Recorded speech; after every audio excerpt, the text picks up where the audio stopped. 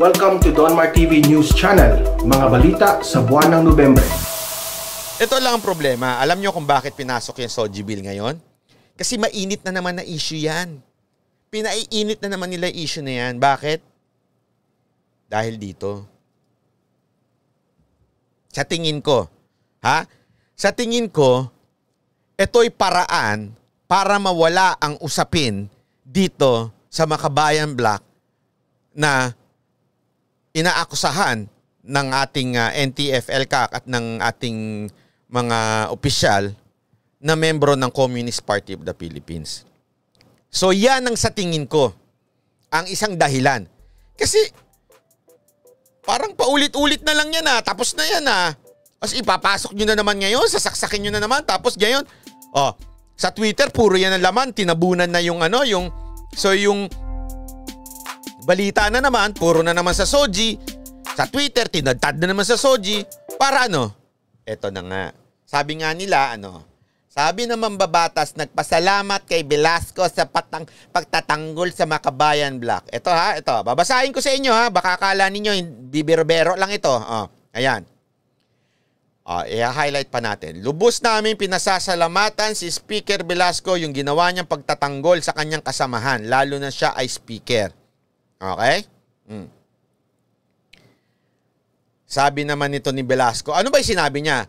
As a Speaker of the House, I am duty-bound to protect them from potential harm due to this careless accusation that they may carry their legal constitutional mandate as a member of Congress. Yan daw ang sinabi. Dagtag pa niya, General Parlade should be circumspect and cautious in issuing statement against House member whose lives he may place at great risk and danger sans strong evidence. Ganito lang kasimple yan, Velasco. Si Pangulong Duterte naglikha ng NTF-ELCAC. NTF-ELCAC ang nag-aakusa sa Makabayan Black na Communist Party of the Philippines. Kung talagang kay Pangulong Duterte ka, sumunod ka sa kumpas si Pangulong Duterte. Hindi naman sila mag-aakusa ng walang ebidensya na sinasabi mong careless. Hindi sila careless. Brad, puno ng ebidensya, hindi ka nakununood, wala kang TV, wala kang social media, wala kang sanay ka gumamit ng cellphone Ba't di mo tinitingnan?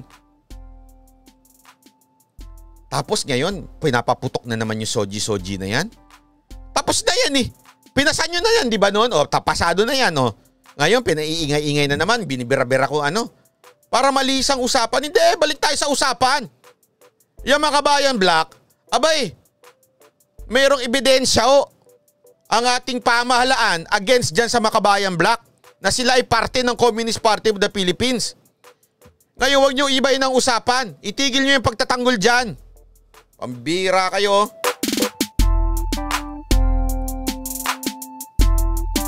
Alam nyo, ito ang issue sabi nga nito, tingnan nyo Ito, ang ganda na sinabi nito. So, alam na bakit sa Maynila. Ay, salamat, may nakakuha din. Salamat. Di ba naging issue yung nagalit ang netizen doon sa tinanggal yung tarpaulin? Anong ginawa? Biglang pinasa yung Soji. Alam nyo na. Kasi kailangan ng mabigat na issue. Masyado nang mabigat yung issue. Alam nyo kung bakit? Mabigat yung issue? Eto nga sa totoo lang, nagtaka nga ako nung tinitingnan ko yung issue. Aba, yung mga video ko in-upload, ang daming views. Mas madami pang views kesa doon sa original. Basta tungkol sa NPA ang topic sa YouTube, ang daming views. Hindi ko sinasabing nagdudunong-dunungan ako. Hindi ko sinasabing magaling ako. Ang ibig ko lang sabihin, mainit yung issue na yon. Na kahit ultimo yung original, mas madami ba yung views ng mga re-upload? Pambirang buhay ito. Ibig sabihin, mainit na itong issue na ito. Okay? Hindi na nila mapigilan. So, naging issue dyan sa Maynila, tapos ano ang ginawa? Pinasok ang Soji. Hindi, ang tanong ko lang naman, ito ba, di ko sinasabing ito ang tinatanong ko lang, ito ba ay diversionary tactic? Taray, may mga ganun-ganun. Pero kasi parang may pattern. Sa Maynila, ginawa din yan. Tapos ngayon sa Kamara, ginagawa na naman. May pattern. O, di ba? Bakit? Balik tayo sa usapan. Ang Makabayan ba kay CPP member, sabi ng NTF-ELCAC, malinaw yan. Diniin yan sa Senado. Huwag niyo ibahin yung usapan. Hindi iba yung usapan eh. Bubuklaan naman tayo sa kabaklaan eh. Bira kayo. Magagalit na naman yung iba. Bakit bakla ang ginagamit mo? Kasi po yun ang Tagalog ng ng gay, 'di ba? Alam ba anong gusto yung Tagalog ng gay? Ulitin ko ha. Wala hong halong paglalait pag sinabi kong bakla. Yun lang ho ang Tagalog ng gay. Ay ng homosexual, 'di ba?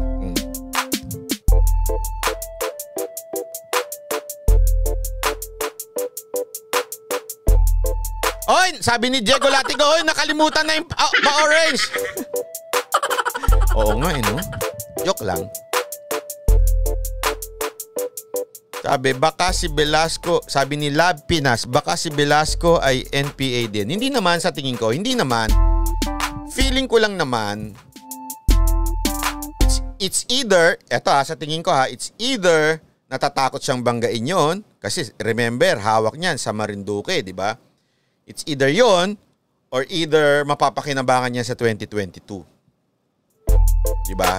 Tandaan natin, pag eleksyon, nagbibigay ang kandidato sa NPA para sila ay makapag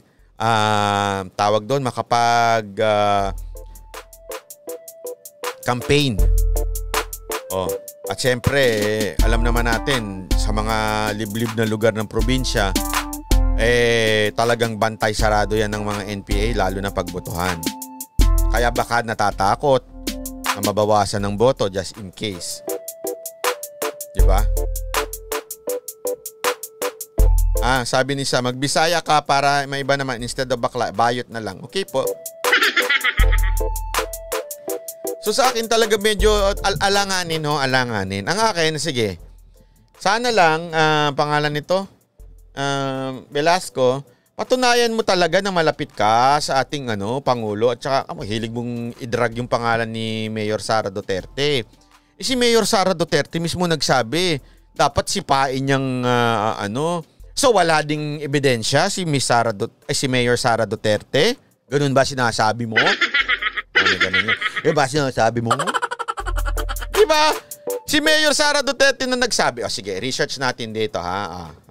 Mayor Duterte, Makabayan Black. Makabayan Black. Ayan Sara Duterte wants Makabayan Black expelled. Ayan linaw-linaw niyan No thanks, no thanks. I will not allow you. Rappler.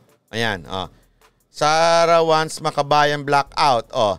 Ang linaw-linaw niyan, di ba? Sumunod ka naman, Velasco. Lagi mo pinagmamalaki na close ka diyan di ba?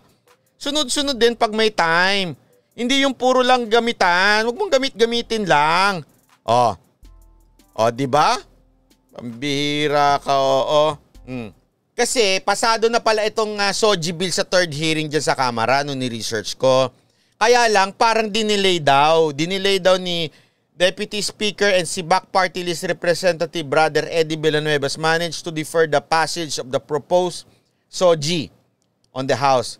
So pinagtitripan ngayon sa Twitter si Eddie Villanueva, si Brother Eddie. Tapos tinitingnan ko, ano yung mga accusation sa kanya. Ang isa sa accusation sa kanya, isa sa mga pinagtitripan sa kanya ay yung maling spelling niya ng Jesus Christ, kulang ng T. Sabi ko, napakababaw naman yon. Kulang lang sa T. At saka siyempre, ang sabi nila, wag daw gamitin ng Bible sa argument ng SOGI bill. Sabi ko, hindi ko pwede yun. Kung sa tingin ni Brother Eddie, sa pananaw niya ay mali. Kaya lang, ano ho ba yung SOGI bill? Ang ibig sabihin po ng SOGI bill is sexual orientation, gender identity, or expression. Okay? Mahabang usapin ito pagdating sa SOGI. Ang problema ko lang dito kay Brother Eddie Villanueva ay ito. Yan. Kaya ako, sabi ko, nalaglag ako sa upuan ko. May nag-comment doon. SIBAC party list, Brother Edis managed to defer the passage of SOGI bill at least for one more hearing. Maghihearing pa isa daw. Dinelay niya. Referring to it as LGBT bill, saying it could end up discriminating the straight members of the society. Vice Ganda must be very confused right now. Ito ang problema ko kasi nag-compromise kasi si Brother Eddie. Paano? Yung inalaw niya sa kanyang istasyon yung nagpo-promote na homosexuality. Yun ang problema. Grace Life in US, sabi niya, what is Biden says, Biden recently said reproductive rights are constitutional right and in fact, every woman should have the right. Okay, yun ang sinabi ni Madam Grace. Sa madaling salita, ito kasi yung sagot ni Brother Eddie Villanueva doon sa indirect parinig ni Pastor Kibuloy of allowing programs that espouse homosexuality. Okay? Sagot ni Brother Eddie noon, before pa nitong SOGI na dinilay niya. Jesus Christ is not racist nor a religious nor political fanatic. He is the begotten Son of the living God, who demonstrated His love for us that when we were still sinners, Christ Jesus died for us. Hence, Jesus Christ belongs to all. Sabi ko, mahirap nga naman talaga yung ginawa ni Brother Eddie. Inalaw niya sa kanyang istasyon na maipromote yung, kasi di ba alam naman natin, hindi naman natin pwede ipagkaila na talagang lantaran ng pagpopromote sa, alam naman natin, sa Showtime, di ba? Ini-encourage. So, lantaran yun. So, bakit niya inalaw yun? Tapos ngayon, kokontrahin niya yung SOGI bill. So, sabi ko nga, napaano tuloy ako dito eh. Yan ang problema when you compromise. When you compromise things, yung credibility mo in fighting for the truth would suffer. So ngayon, gagamitin nila yung kompromisong ginawa mo against sa'yo. Kaya nagkaloko-loko na. Kasi iisipin tuloy nung iba, bakit mo inalaw yan tapos ngayon kokontrahin mo, iisipin tuloy nila dahil sa pera. Kasi nagbayad ang ABS-CBN, di ba? Yun ang problema ko po. Pasensya na po ha. So, yun ang komento ko sa ni Brother Eddie. Although, sabi ko nga, at least na-delay ng isang hearing pa yung SOGI bill na yan. Kasi ang problema ko sa SOGI bill, paulit-ulit kong sinasabi ito eh. Paulit-ulit ko. SOGI bill is just redundant. Okay? Pangalawa, di ba? Kasi alam nyo ho ba na before pa ma-approve yung SOGI bill sa Manila, okay, yung ginawa ni Mayor Isko, pinlano na ho nila yan. Alam mo kasi na mga nagpo-push ng SOGI bill na hindi kakayanin na maipasa ito sa Senado. Dahil sabi nga ni Senate President Tito Soto, tatlo o apat lang ang pumapabor sa SOGI bill sa Senado. So, pumasa man sa Kamara, hindi papasado yan sa Senado. Yan ang sinabi ni Senate President Tito Soto. Ngayon, pinlano nila, kung hindi man maging batas ito na pangbuong bansa, maging batas na lang to sa mga LGUs. Kaya before pa yan, sinabi na yan, pinlano na yan before pa yung sa Maynila. Ngayon, ang sa akin, di ba, didiscuss na natin yan, hindi ko na uulitin. Number one, talagang redundant lang yan.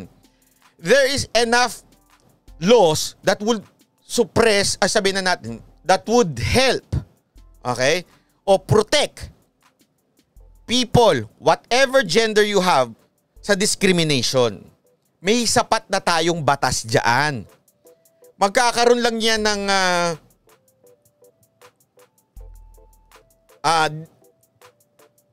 confusion. Okay? That's the word. Magkakaroon ng confusion pag pinasok mo pa yung SOGI bill. Halimbawa nga di ba? Meron ako nakitang comment ng AFP. They disagree with SOGI bill. Bakit? Kasi may patakaran sila na ganitong specific lang, di ba? Ngayon, parang ang dating ng SOGI bill, pag naipasa yan, no choice ang AFP na papasukin ang mga LGBTQ. Kahit ang standard nila, hindi ho i-allow yan because of some qualification. So So sabi ko nga, medyo magulo. So yun lang ang inaano natin dito na sabi ko, aside from, I believe na hindi medyo, mali talaga. Okay? I believe na hindi dapat ang tao, hindi ho nilikha ng Diyos na maging LGBTQ. Okay? Kung hindi man and woman lang ang nilikha ng Diyos at dapat to yan o ay, di ba, paulit-ulit ko naman sinasabi, we should love the LGBTQ plus, but we stand on na mali talaga ho ang ugali o attitude o ito ay mali ho ang act na LGBTQ. So, in other words, hindi na ho naman talaga papasa to. Yun lang kasimple yun. Hindi ho papasa to. Pumasa man niya sa kamera, okay. Pero hindi ho yung papasa. Kasi sinabi na ho ng Senado yan, malabong pumasa sa kanila yan.